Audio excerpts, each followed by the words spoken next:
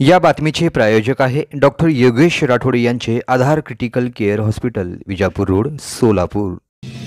सोलापूर येथील दक्षिण सोलापूर तालुक्यातील मुस्ती ते धोत्री रोडवर आज सकाळी 8:30 वाजण्याच्या सुमारास घडलेल्या भीषण अपघातात तिघांचा जागीच मृत्यू झालाय।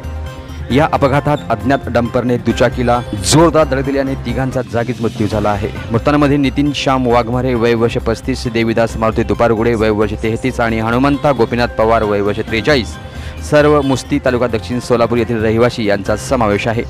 अपघात धोत्री तलावाजवळ घडला आणि मृतदेह शवविच्छेदनासाठी सोलापूर येथील शासकीय रुग्णालयात पाठवण्यात आले आहेत। घटनेनंतर ग्रामस्थ आणि नातेवाईकांनी रुग्णालयात मोठी गर्दी केली। पोलीस या प्रकरणाचा अधिक तपास करत आहेत। या घटनेबाबत स्थानिकांनी माध्यमांना अधिक माहिती दिली आहे, परंतु उपलब्ध माहितीनुसार डंपर चालकाने घटनास्थळावरून पळ काढल्याचे दिसते। अपघाताचे नेमके कारण आणि डंपर चालकाचा शोध घेण्यासाठी पोलीस तपास करत आहेत।